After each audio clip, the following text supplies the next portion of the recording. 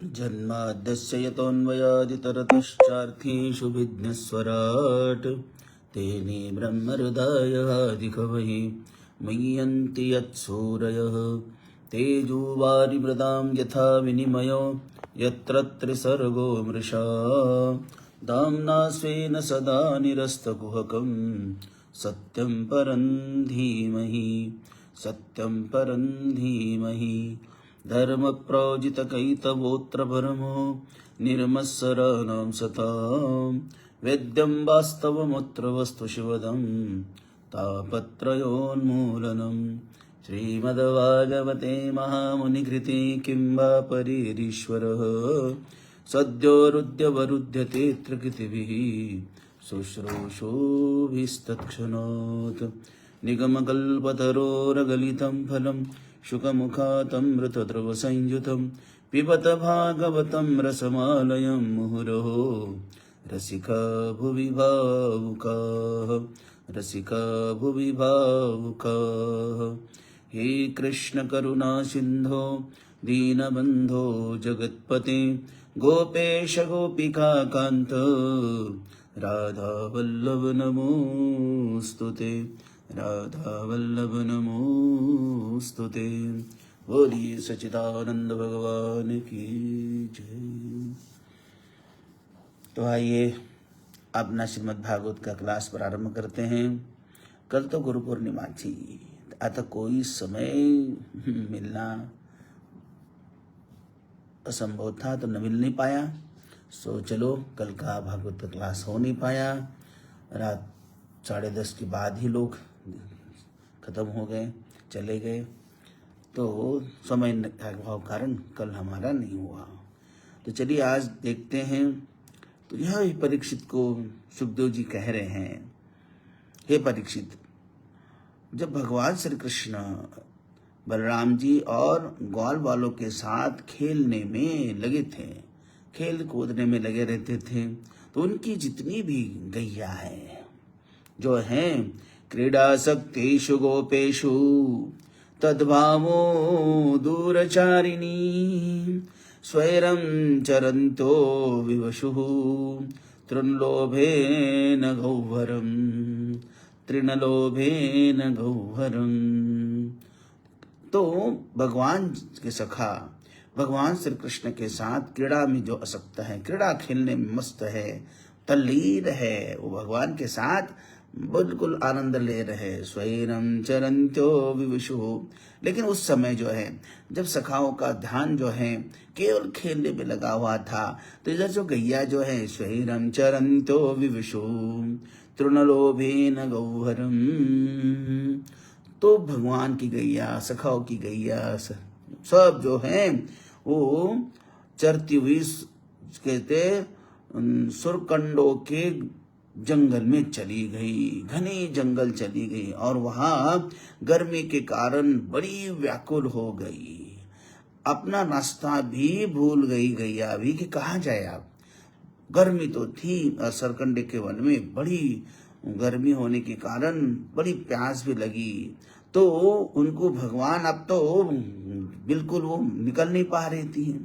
तो उनकी भगवान जब बुलाए, उनको सखा बुलाए, तो उनकी आवाज तो उत्तर दे देती, पर वो रास्ता भूलने के कारण आ नहीं सकते थे। इसी बीच जो उनमें कहते कि आग लग गई, वो आ नहीं पा रही थी। वो आवाज देती थी प्रत्युत्तर में कि हम इधर हैं, मतलब गैया आवाज देती थी, हम आती थी, पर चारों तरफ से फिर उसी में अग्नि भी आग लग गई।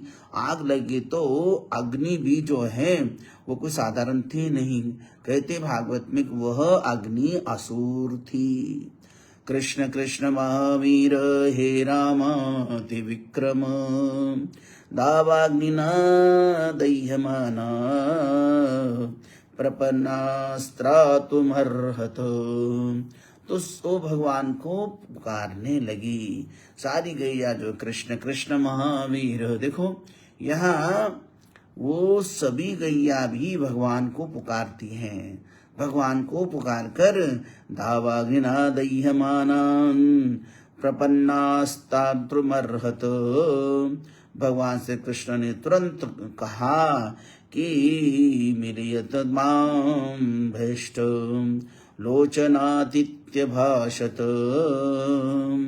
तो भगवान ने कहा कि घबरा मने, भगवान तो सब भाषा जानते हैं ना, तो भगवान तो सारा अंतर्यामी है, तो उनको घबराना ना घबराओ, अभी हम आपको सुरक्षित करते। और अग्नि का संहार कर लिया, अग्नि को उन्होंने दमन किया, शांत किया। तो भी डरने की जरूरत नहीं है। देखो कितना भी अनिष्ट का प्रसंग उपस्थित क्यों न हो, कितना भी अनिष्टता तो हमेशा ही प्रतिकूलता अनिष्टता सामने आ जाती।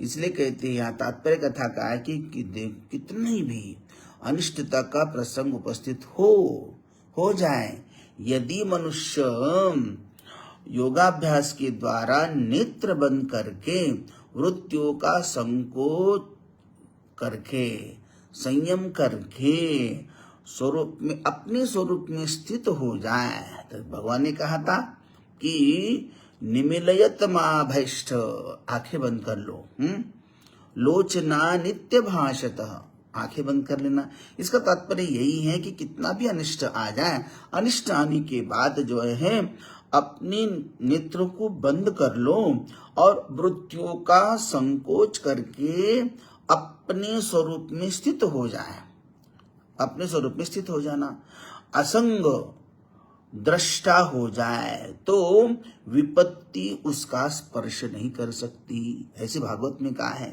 तो असंग और दृष्टा बनना है, दृष्टा बनकर हमें उस समय रहना है, तो विपत्ति हमको स्पर्श नहीं कर सकती। इसलिए भगवान ने उन लोगों को आंख बंद कर लेने के लिए कहा।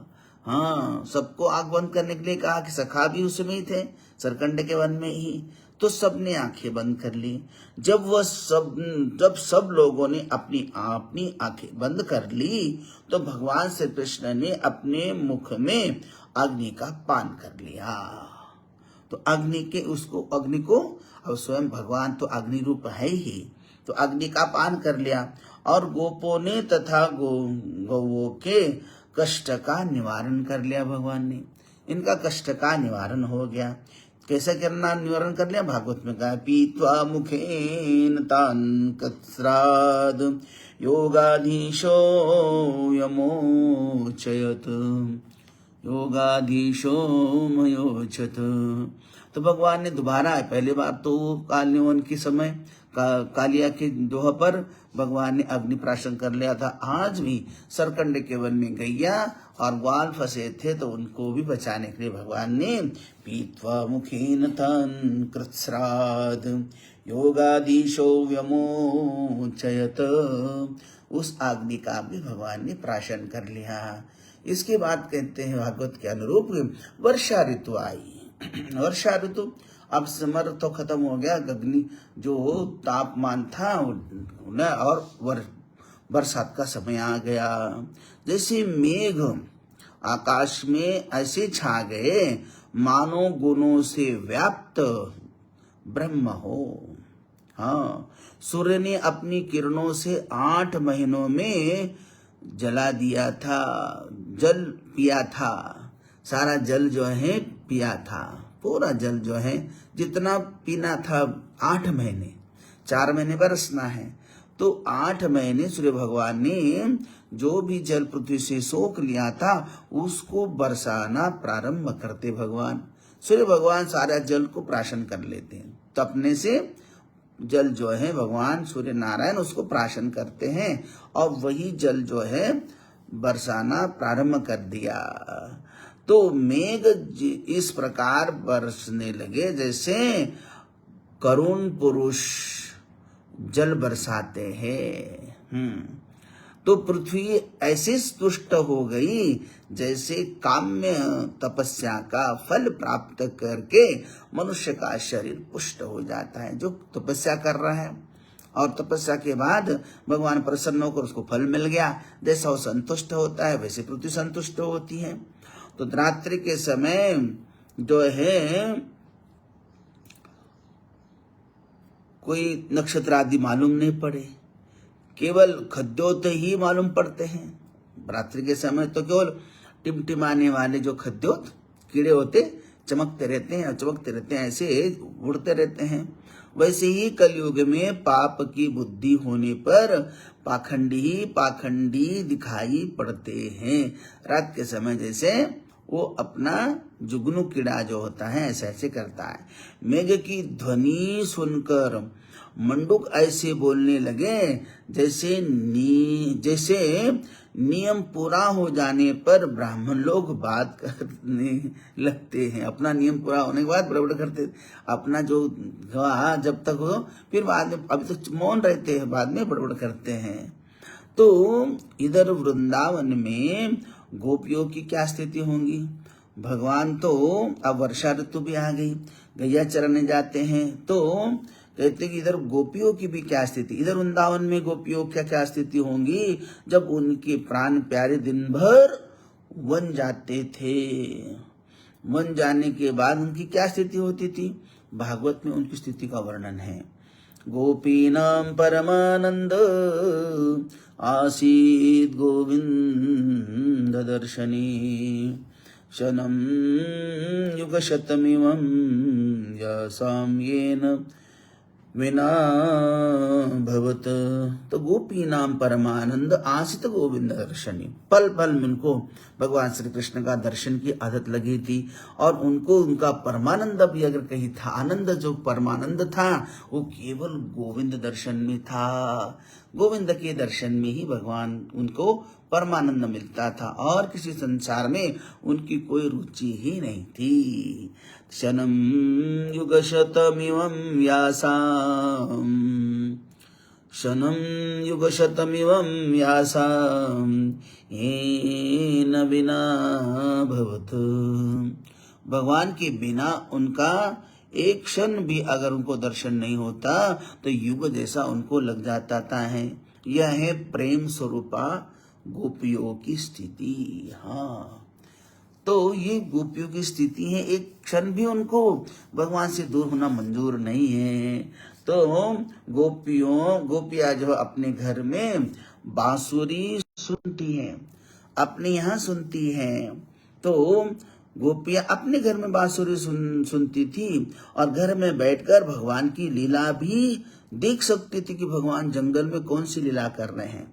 जो लीला चल रही है वहां पर वो घर में बैठे बैठे, जैसे हम कई दिल्ली मुंबई आदि प्रोग्राम चला रहता है, कहीं पर ये चलता रहता है या रिलीज कर लिए जाते हैं जैसे टीवी में हम देखते हैं, वैसे ही गोपियों के आंखों में भी ये सारी चीजें वो फिक्स थी। उनको कहीं भगवान की हर लीला घर बैठे वो देख सकती थी। तो गोपियों के दूरदर्शन और दूरश्रवण की सिद्धियां प्राप्त थी। दूरदर्शन और दूरश्रवण, दूर का श्रवण कर लेना, सिद्धियां उनको प्राप्त हुई थी। अब वर्षा ऋतु समाप्त होकर शरद ऋतु आ गया था। शरद ऋतु के कारण जो है अब जल बड़ा पवित्र हो जाता है। बरसात का जो गंदा पानी होता है वो भी बिल्कुल स्वच्छ हो जाता है। इसका आध्यात्मिक अर्थ जो है, शरद ऋतु के आने पर आकाश निर्वेद्य हो गया, जल स्वच्छ हो गया और वायु शांत हो गई। वायु भी शांत हो गई और जल भी शुद्ध हो गया। जल ने अपने प्रकृति को उसी प्रकार प्राप्त कर लिया जैसे योग का अभ्यास करने से भ्रष्ट पुरुषों का चित्त जो है जो का त्यों होता है। शरद ऋतु आकाश के मेघों को और भूतों के सांकर्य को, पृथ्वी के कीचड़ को और जल के मल को उसी प्रकार हरण करके ले गई जैसे श्री कृष्ण की भक्ति चारों आश्रमों के पापों को हर लेकर जाती है। शरद काम में मेघ श्वेत होकर ऐसे चकने लगे वैसे सब कुछ दान कर देने पर मनुष्य की शोभा होती है। सब कुछ दान कर लिया, हाँ, शोभा होती है। इस ऋतु में जो सब लोग अपना अपना काम करते हैं, व्यापारी व्यापार के लिए, सन्यासी चातुर्मास पूरा करके परिजन के लिए, और राजा जो है राजा चढ़ाई करने के लिए निकलते हैं। शरद ऋतु का समय मानव समाज के कर्तव्य पालन के लिए बड़ा उपयोगी है। शरद ऋतु जो है, इस सुंदर वन में गौओं को चराते हुए श्याम सुंदर ने अपनी बांसुरी बड़ी मधुर तान छेड़ी। इस ऋतु में इधर वन में श्री कृष्ण बांसुरी बजाने लगे, इधर गोपियों को घर में सुनाई देने लगी। गोपियां बंसी की संगीत में लीन हो गई, घर में बैठी बैठी, क्योंकि वो दूरदर्शन और दूर श्रवण का उनको वरदानी मानो था, उनको सब पावर था, वो सब सुनती थी अपने घर में बैठे बैठे। तो बांसुरी वादन तो जंगल में हो रहा था, तो कैसे भगवान का रूप कैसा था, वो देखो वहां बैठे बैठे भगवान को देख भी रही थी। अपने घर में बैठी गोपियां भगवान को, सुंदर भगवान के वन में जो बांसुरी का श्रवण कर रही थी और भगवान को देख रही थी। बर्रापीडम नटवर वपू कर्णयो कर्णिकारम विव्रतवासा कनक कपिशम वैजयंती च माला रंध्रनामेनो रधर सुदया पूरयन् गोपवृन्दैः वृन्दारण्यं स्वपतरमनं प्राविशद् गीतकीर्ति। इस तरह जो गोपियों का दृश्य जो है, गोपियां भगवान का सुंदर रूप देख रही है, कितना सुंदर भगवान का अलंकार है, कितना स्वरूप भगवान का दिव्य है, वो यही मंत्रों के द्वारा देखते भागवत में लिखा है। वर्रपीडम नटवर वपू कर्णयो कर्णिकारम विव्रतवास कनक कपिशम वैजयंती च मालम रंध्रनावेनो रदर सुदया पूरयन् गोपवृन्दैः वृंदारण्यम सबदरमनम प्राविशद गीत कीर्ति। तो इतना दिव्य रूप जो भगवान का जो है वर्णन करती है, और वहाँ बैठे बैठे घर में बैठे ही भगवान की लीला का, वन की लीला का आनंद लेती है। इति वेणुरवं राजन् सर्वभूत मनोहरं श्रुत्वा व्रजस्त्रियः सर्वा सर्वयन्त्यो भिरे भिरे। हे परीक्षित, ये मुमुष ध्वनि जड़ चेतन समस्त भूतों का मन चुरा लेती थी, तो गोपियों का मन भी चुरा लिया था। इति वेणुरयं राजन, हे राजन, ऐसी वेणु जो है सर्वभूत मनोहरम, समस्त भूतों का मन चुरा लेती थी। गोपियों ने उसे सुना और सुनकर उनका वर्णन भी करती है। वो आपस में गोपी रूप में बैठी हुई है, देखती हैं, और देखकर वो श्रुत्वा व्रजस्त्रिय सर्वा, तो ब्रज की सारी नारियां उनको श्रवण करके वर्णयन्ते भिरे भिरे, और उनका वर्णन भी करती है। तो वर्णन करते करते तन्मय हो जाती हैं और श्री कृष्ण को पाकर वो आलिंगन भी करने लग जाती है। हाँ, इतनी विभोर होकर उनके पास मानो भगवान श्री कृष्ण साक्षात आके उनको बाहों में भर लेकर आलिंगन कर लिया। तो यशोदानंदन जो है, मुरली मनोहर जो है, पीताम्बरधारी श्याम सुंदर, राधा रानी के जैसे सुंदर, तो राधा रानी से मोर के साथ नाचने लगे हैं। तो नाचते नाचते मोर का पिच्छ जो है गिर पड़ा। तो सब गोपियां या घर से देख रही है। हाँ, वो भी उसमें शामिल हो गए अपने से। तो शरीर तो वहाँ लीला में तो कोई काम का था नहीं है। हाँ, तो मोर पुच्छ भी गिर पड़ा है। श्री कृष्ण उसे उठा लेते हैं और यह कहते हुए कि अरे इसने तो हमको पुरस्कार दिया है, उसको अपने सिर पर धारण कर लेते हैं, इसलिए उनको बर्रापीड़ कहा जाता है। बर्रापीड़म नटवर वपुः। मोर जब अपना पिच्छ गिरा देते हैं, मानो भगवान उठाकर कहते हैं ये तो हमको उसने गिफ्ट दिया है, ये तो हमको प्रसाद दिया है, गिफ्ट आया है, तो अपने माथे पर धारण करते। बर्रापीड़म नटवर वपुः कर्णयो कर्णिकारम। तो इसलिए भगवान अपने अपने अपने सर पे धारण करके उनको कहते ये तो हमको उसने पुरस्कार दिया हुआ है मोर ने। तो इसलिए कहते हैं राधा प्रिय मयूरस्यम बर्रम मूर्ध्वा विभर्त्यजः। तो कहते हैं भागवत में कि राधा प्रिय प्रिय मयूरस्य, यह बर्र, ये मोरपच्छ को बर्र, तो बर्र साक्षात ब्रह्म रूप है। हाँ, बृह धातु से बना है बर्ह, बर्रापीड़म बृह धातु से बना है बर्ह। तो बर्रति इति बर्रः, बर्रति इति बर्रः। इसलिए श्री कृष्ण उनको मुकुट के रूप में धारण किए हुए हैं। तो अभी समझ लेना, बर्र का मतलब है ब्रह्म रूप। तो ब्रह धातु से बना हुआ है बर्रतिथि बर्र, तो मुकुट के रूप में धारण किए हुए हैं। तो कन्या की वेणु सुनकर उनकी मधुर तान का गोपियों ने जो घर बैठे बैठे वर्णन किया, वही तो वेणु गीत नाम से प्रसिद्ध हुआ। वही वेणु गीत कहते हैं। हाँ, वेणु गीत क्या है? जो वेणु गीत में गोपियां बैठी बैठी चर्चा करती है, उसी को वो गाती भी है, वेणु बोलती भी है, वेणु गीत। तो एक गोपी ने वेणु से पूछा, हाँ भगवान जब मानो वृंदावन लौट आते तो गोपियां सबसे पहले तो उनकी वेणु लेते होंगी। हाँ, तो गोपियों ने वेणु से पूछा, अरे सखी तूने ऐसा कौन सा पुण्य किया था कि प्रभु ने तुझे अपनी प्रियतमा बनाया?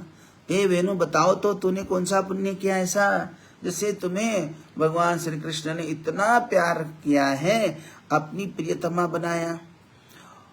वक्त्रव्रजेश सुतयोरनुवेणुजुष्टम्, वक्त्रव्रजेश सुतयोरनुवेणुजुष्टम्। प्रभु के अधर होठ, अधर बांसुरी का तकिया है। अधर में होठ, तो ये होठ जो है भगवान के बांसुरी का तकिया है। तो प्रभु के अधर बांसुरी का तकिया है, और हाथ तो गादी है, गद्दी है, गादी है, और आंखों सेवा, आंखें जो है वो आंखों से क्या है, पंखा करा रहे हैं। तो आंखें सेवा में दो दासियां हैं। दासियां देखो कैसा वर्णन करती गोपियां। ये वेणु गीत में अर्थ है उसका, हम संक्षेप में बता रहे हैं। तो ये जो हैं पल के ऐसे ऐसे गिरते ना हमारे आंखों के भगवान के, तो कहते कि ये तो हैं वेणु की दासियां हैं, पल की दो पंखे हैं और नयन छत्र है। उस बांसुरी का परमात्मा के साथ विवाह हो गया है, इसलिए उसे भगवान का नित्य संयोग प्राप्त हुआ है। तो गोपियां मन में सोचती हैं कि न जाने इस वेणु ने पूर्व जन्म में कौन सी तपस्या की थी जिससे उसको श्री कृष्ण का अधरामृत नित्य पान करने के लिए मिलता है। अधरामृत, होठों का अमृत करने का सौभाग्य प्राप्त हो गया है या हो जाता है। तो मानो गोपियां वेणु से पूछ लेती, भाई कौन सा पुण्य किया? तो वेणु ने कहा, अरे गोपियों, मैंने बड़ी तपस्या की थी, मेरा पेट खाली कर दिया था मैंने। हाँ, इतनी तपस्या की मैंने, मेरा पेट खाली हैं। अपने पेट में कुछ भी नहीं रखती मैं, मेरे पेट में कुछ भी तुमको मिलेगा नहीं, कुछ भी नहीं। इसी कारण मैं प्रभु की प्यारी हो गई। देखो तो डंडा सारा वैर जो है, डंडा सॉलिड लकड़ी जो है, डंडा सारा वैर, द्वेष, कपट, कटुता अपने पेट में ही रखता है। जो सॉलिड डंडा होता है वो उसके अंदर सब कुछ ही है। सॉलिड मतलब उसके अंदर द्वेष है, कपट है, कटुता है, वो अपने पेट में ही रखता है। ये सब पेट में जमा करके रखने के ये वस्तु तो है ही नहीं, लेकिन लकड़ी ने सारा रखा हुआ है। और वेणु जो है, वेणु जैसा बन जाता है, जो वेणु जैसा बनता है वही भगवान को भाता है। वेणु क्या करती है, अपने पेट में तो कुछ रखती ही नहीं है, उसके पेट में कुछ होता ही नहीं है। वेणु ने कहा कि देखो मुझ में कई गुण हैं, मैंने कई कष्ट झेले, कई मार झेली है, मैंने कई चेष्टा झेली, 6 ऋतुओं की मार भी मैंने झेली है। गर्मी, अग्नि, धूप, हवा, 6 ऋतुओं की ठंडी ऋतुओं की मार भी मैंने झेली है।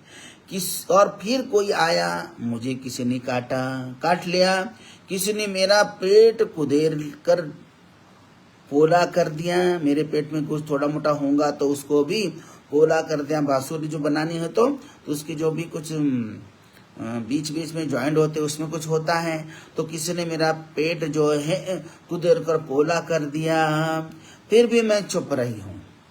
मैंने ऐसे कष्ट झेले सो मुझे प्रभु ने पसंद किया, ईश्वर ने हमको पसंद किया है।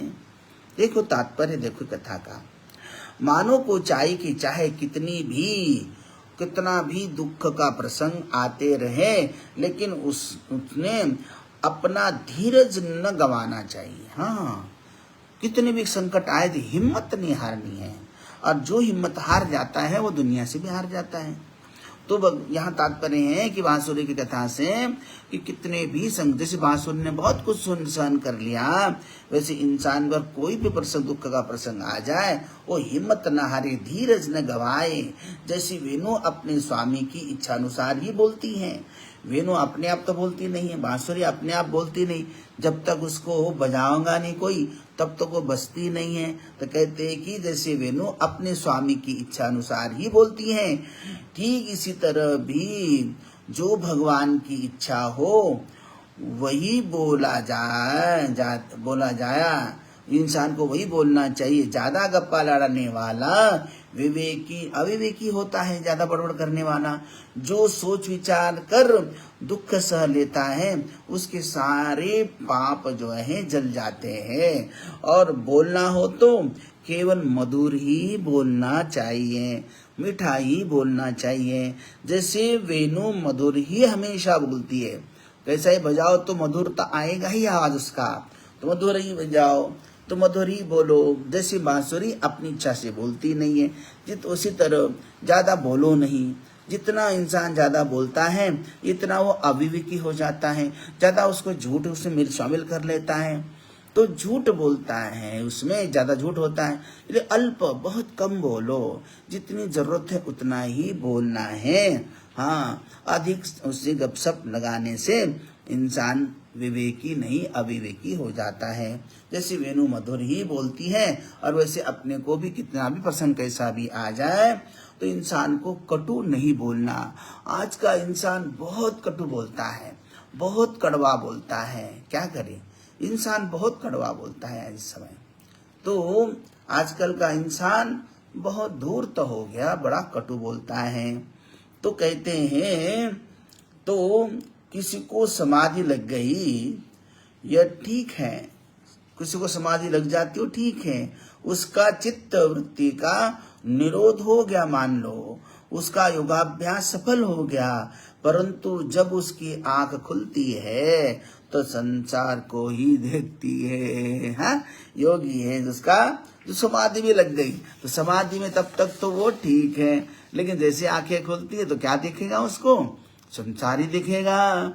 तो असल में जब तक इन आंखों से भगवान का दर्शन न हो तब तक जो है ये संसार दिखेगा। तभी तक ऐसा लगता है कि ये आंखें संसार दर्शन के लिए बनी हैं, किंतु एक बार भगवान का दर्शन हो गया, संसार के दर्शन के लिए नहीं, ये तो भगवत दर्शन के लिए ही बनी है। तो गोपियां इस तरह से भगवान को दर्शन हो चुका था।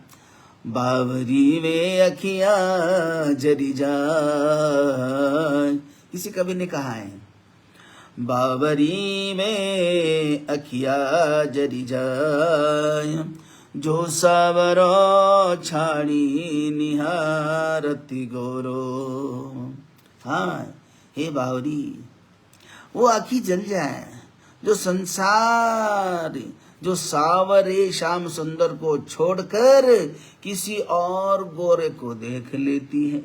हाँ, उस आँखी को तो वो आंखें जल जाएं जो दूसरी संसार में सुंदरता गोरी को देखता हो। इसलिए वही आँखी सुंदर है जो सावरे को, जो सावरो छाड़ी निहारती घोरो।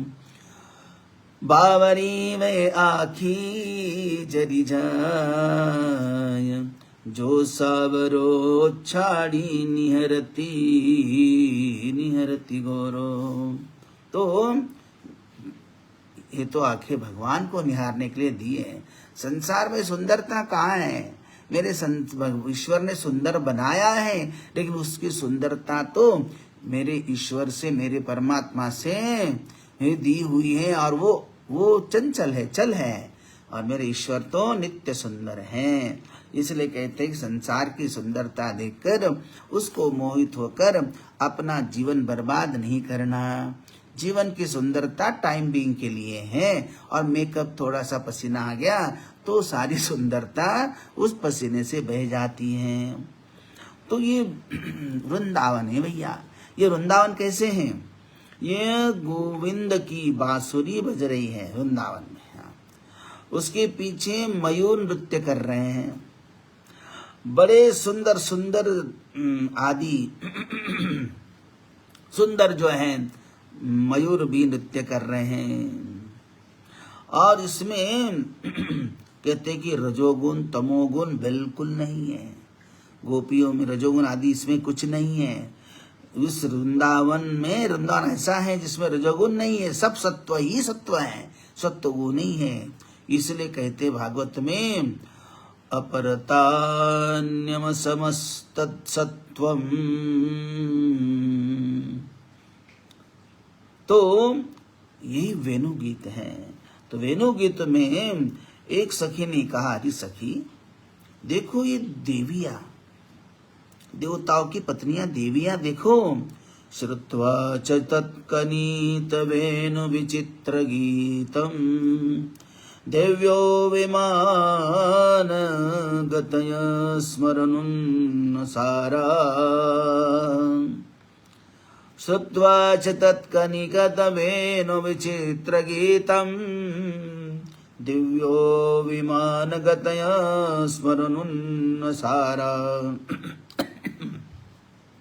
सखी सखी देखो, ये विमान में जो देवताओं की देवियां बैठी हुई हैं, ये देवियां तो धन्य हैं। रोज अपनी विमान पर बैठकर श्री कृष्ण का सौंदर्य देखती है, मधुर वेणु श्रवण करती है, तब वह अपने आप को भी इस नाद ब्रह्म में भूल जाती है। देखो संगीत भी एक नाद ब्रह्म है। हाँ, वो जहरीला बनाने वाला संगीत नहीं है, निष्काम बनाने वाला संगीत। वो ब्रह्मनाद जो है वो ब्रह्मनाद है, वो जीवात्मा को निष्काम बना देता है। दूसरी सखी कहती है कि अरे सखी, तुम देवियों की बात तो क्या कर रही हो? तुम इन गौओं को नहीं देखती हो, गैया को नहीं देखती हो? क्या करते गैया? देखो गैया जब वेणु बजती है तो गावश्य कृष्ण मुख निर्गत वेणु गीत, पीयूषमुत्तद्भित कर्णपुटे पिबन्यः, तो देखो जब भगवान श्री कृष्ण जो है बांसुरी बजाते हैं तो गोवे के कर्ण जो है कान जो है कान द्वारा वेणु का मधुर संगीत वो गैया सुनती है, कान खड़े कर कर सुनती है, घास खाना छोड़ देती, पानी पीना छोड़ देती है, अपने दोनों कानों के द्रोण से पात्रों से कान के छेदों से वो मानो अमृत पी रही हैं। सारी गोपियां तटस्थ होकर खड़ी होकर भगवान श्री कृष्ण को निहारती हुई अपने बछड़ों को भूल जाती, अपने आप को भूल जाती और भगवान श्री कृष्ण के वेणु गीत का अमृत, ब्रह्मानंद का अमृत पी लेती हैं। बछड़ों की तो बात ही क्या है, तो कोई किसी को याद नहीं करता, सब जो है वेणु का अमृत पी लेती। तीसरी सखी कहती है, अरे सखी गोवे और गैया और बछड़े तो हमारी घर की भी वस्तु हैं, क्या तुम वृंदावन के पक्षियों की नहीं देखती हो, उन वृंदावन के पक्षियों को ना देखती हो, उसे पक्षी कहना भूल जाओ। हाँ, अब उनको पक्षी कहना भी हमारी भूल होगी, गैया को भी प्राणी जानवर कहना हमारी भूल होगी। क्यों गोपियां कहती हैं, प्रायो बताम्ब विहगा मुनयो वनेस्मिन्, जो गोपियां स्पष्ट जानती थी, प्रायो बताम्ब विहगा मुनयो वनेस्मिन् कृष्णे क्षितं तदबुदितं कलवेनुगीतं, कृष्णे क्षितं तदुदितं कलवेनुगीतं। हाँ देखो, ये कोई साधारण पक्षी नहीं है, अरे ये तो साक्षात ऋषि मुनि से भी बड़े हैं। हाँ, मुनयो वनेस्मिन्, जो जंगल में अनेक सालों से तपस्या कर रहे होते वही मानो पक्षी बनकर आए हैं और वो गोनु गीत का रसपान कर रहे हैं। वो पक्षी कृष्णे क्षितं तदुदितं कलवेनुगीतं। तो चौथी सखी कहती है, अरे सखी देखो, देविया देवता गौवे और बछड़े पक्षियों की बात तो क्यों करती हो, अरे वे तो चेतन हैं, वह सबसे चेतन है वो। हाँ, अरे जड़ नदियों को तुम नहीं देखती हो, हाँ नदियों को नहीं देखती हैं, नदियां क्या करती हैं, हाँ झरने क्या करते हैं, नद्यस्तदा तदुपदार्य मुकुंद गीतम आवर्त लक्षित मनोभव भग्न वेगा।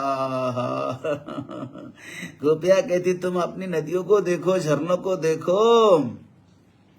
अरे जब भगवान श्री कृष्ण बांसुरी बजाते हैं तो नदियां भी बहना भूल जाती, स्थिर हो जाती है, रुक जाती हैं सुनने के लिए, और झरने भी रुक जाते हैं भगवान की बांसुरी सुनने के लिए, तो नदियां भी शांत होकर बहना भूल जाती हैं, स्थिर हो जाती हैं। और ये पांचवी सखी कहती है, हरि गोपियों, अरे इस गिरिराज गोवर्धन को तो देखो, गोवर्धन तो भगवान के भक्तों में बहुत श्रेष्ठ हैं। गिरिराज वो उनकी दशा क्या होती है, यदि राम कृष्ण चरण स्पर्श प्रमोद। अरे राम और श्याम के बाल सखा तो वहां धन्य धन्य हैं। तो वो ये गिरिराज के ऊपर जो है भगवान अपने चरण रखकर, कितना भाग्यवान गिरिराज हैं जो उनके ऊपर भगवान अपने कोमल चरण जो है दिव्य पद कमल रखते हैं, धन्य हैं। तो जो रोज शाम के साथ रहते हैं, इस तरह गोपियां घर में बैठी बैठी वेणु गीत जो है गाती हैं। हाँ, तो वृंदावन का स्वरूप क्या है? वृंदावन का स्वरूप क्या है? देखो, भागवत में बहुत कुछ विशेष है, लेकिन क्या है, आजकल के कथाकार जो हैं भागवत को केवल राधे राधे करके नाचाते हैं और बस कुछ अपने उत्सव मनाते रहते हैं और बस जय राम जी की ऐसे करते रहते हैं। तो वृंदावन का स्वरूप क्या है? वृंदावन का स्वरूप यह है कि एक यहाँ गिरिराज है, दूसरी बहती हुई यमुना नदी है, तीसरा निर्मल सरोवर है। निर्मल सरोवर भक्तजनों के हृदय है। वृंदावन क्या है? हाँ, निर्मल सरोवर क्या है? भक्तजनों कई सरोवर है वृंदावन में, बड़े निर्मल जल वाले हैं, आज भी स्वच्छ रखे हुए हैं। निर्मल सरोवर भक्तजनों का हृदय है, याद रखना। नदियां भगवान की ओर प्रवाहित होने वाली हमारी भक्त की प्रवृत्ति है। हाँ, वो सदा भगवान की ओर प्रवाहित होती हैं, बहती रहती भगवान की ओर। तो सरोवर हमारा हृदय जो है, और सभी नदियां, यमुना नदी जो है वो प्रवाहित होने वाली हमारी चित्त की वृत्ति है। और गिरिराज अर्थात दृढ़ निश्चय, अचल अटल भगवान के प्रति विश्वास, भगवान की भक्ति। तो वृत्ति जो है, नदियां प्रवाहित हो रही भगवान की भक्ति में, और गिरिराज पर्वत हमारी गिरिराज जैसा पर्वत जैसी हमारी दृढ़ निष्ठा है। आज हिंदुओं की दृष्टा कोई भी हिला देता है, कोई भी कुछ थोड़ा सा बोल देता उल्टा पुल्टा, हिंदू भटक जाता है। लेकिन यहाँ देखो गोपिया और यहाँ के इनकी निष्ठा भी है गिरिराज जैसी अटल निश्चल और स्थिर हैं। तो गिरिराज पर्वत का मतलब हमारी दृढ़ निष्ठा। हाँ, तो मतलब यह है कि प्रेम धाम वृंदावन में भक्तों के निर्मल हृदय एवं उनमें वृत्ति प्रवाह आपस में अभिसार करते हैं, और उनमें पर्वत जैसी दृढ़ निष्ठा है। देखो, वृंदावन का ऐसा जरूर नहीं कि मकान में ही मन वृंदावन है। हाँ, वृंदावन का असली ये अर्थ है क्योंकि दृढ़ निष्ठा है। कहते गोपियां, कुसुमित वन राजे सुष्म भृंग द्विजकुल दृष्ट सरसरीन महींद्रम। अच्छा, मधु कहते हैं वसंत को, मधु मधुमास वसंत को कहते हैं, और श्री कृष्ण मधुपति हैं। तो कुसुमित वन राजाति भंगम, हाँ, तो कहते मधु कहते हैं वसंत को, और श्री कृष्ण है मधुपति हैं, वसंत के स्वामी हैं भगवान। इसलिए कुसुमित वन राज सुष्म भृंग द्विजकुल दृष्ट सरसरीन महींद्रम। तो और गोपियां, गोप क्या है? वृंदावन का अर्थ ये हो गया। अब गोप गोपियां क्या हैं? ये भी कहते हैं जो अपनी इंद्रियों से श्री कृष्ण रस का पान करती है, श्री कृष्ण रस का, भक्ति का पान करती है, उनका नाम होता है गोपी या गोप। जो अपनी इंद्रियों से कृष्ण रस का पान, वही पान करती है, आनंद लेती है, उसका ही नाम गोप गोपी है। ये मन में ध्यान रखना है भैया। तो ये मन से ध्यान करते करते बुद्धि से विचार करते हैं, साक्षी के रूप में अवस्थित जो है, साक्षी के रूप में अवस्थान जो है, तो ब्रह्म से एकता का निश्चय हो जाता है। हाँ, ध्यान कर लेना, पर मन से ध्यान करना है, ध्यान से बुद्धि पर विचार करना है। और फिर साक्षी कौन है? साक्षी में जो अवस्थान करते वाले हैं, ब्रह्म से भी एकता का निश्चय हो जाता है। तो कहते हैं कि ध्यान करते भगवान का निश्चय, जो गोपियां निश्चय ब्रह्म के रूप में, उनको कोई शरीर नहीं दिखता, तो इसलिए उनको गोपी गोप कहते हैं। गोपी श्रुतियों को भी कहते हैं। हाँ, श्रुति मतलब वेद के जो मंत्र है ना, उसको श्रुति कहते हैं। तो कहते हैं गोप गोप गोप, तो गोपी जो है श्रुतियों को भी कहते हैं, उनका नाम एक श्रुति को गोपी भी कहते हैं। तो श्रुति को भी कहते हैं, और बड़ा जो कहते हैं ईड़ा और पिंगला आदि नाड़ियों को भी कहते हैं। गोपी श्रुति मंत्रों को भी गोपी कहते हैं, और ईड़ा पिंगला जो नाड़ी, बड़ा आध्यात्मिक अर्थ है उसका, तो ईड़ा पिंगला आदि नाड़ियों को भी गोपी कहा जाता है। तो वो भी श्री कृष्ण का पान कर लेती हैं। ऐसी गोपियां, गोप गोपियां, ऐसे वृंदावन ऐसा। तो इसी के साथ जो है, अब आगे चलते हम कथा में। देखो, श्रीमद् भागवत कथा एक अपने हृदय की व्यथा दूर करने के लिए कथा है। तो वो हर कथा हमारी हृदय की है, हमारी अंदर की कथा है वो, पर उसको समझने की जरूरत होती है। तो कहते हैं कि अब जो है आगे कथा संक्षेप में कह रहे हैं, बड़ा आध्यात्मिक अर्थ है इसमें भी। तो अब ये आती कथा आती चीरहरण की। तो अब हम पवित्र चीरहरण की कथा में जाएंगे, प्रवेश करेंगे। तो कहते कि मार्गशीर्ष मास में ब्रज की कुमारियां कात्यायनी देवी का व्रत करती है, जिससे हमें प्रभु की प्राप्ति हो जाए। कात्यायनी व्रत करके हमें ईश्वर कन्हैया नंदलाला हमको मिल जाए। रूप से प्राप्त तो थे ही, तो फिर भी गोपियां जो हैं वो व्रत करती है। हेमंते प्रथमे मासी नंद व्रज कुमारिक चेरोर्हविष्यं भुञ्जाना कात्यायत्यर्चवर्तनम् कात्यायन्यर्चनन् व्रतम्। बोलो कृष्ण कन्हैया लाल की जय। शायद अपना टाइम हो गया, हम ध्यान नहीं दिया टाइम पर, लेकिन आधा घंटा तो हो ही गया है। तो सज्जनों, आज की कथा यहाँ विश्राम लेते हैं, फिर कल देखते हैं अपना आगे का प्रसंग की भगवान चीरहरण वस्त्रहरण, गोपियों को वस्त्रहरण किस लिए करते हैं, उसका भी अध्यात्म बड़ा प्यारा अर्थ है। लोग तो बस ऐसे फालतूपना होते कि चीरहरण करते भगवान गोपियों को, नहीं, चीरहरण की बड़ी रहस्यमयी कथा है। बोलो कृष्ण कन्हैया लाल की जय, बाके बिहारी लाल की जय।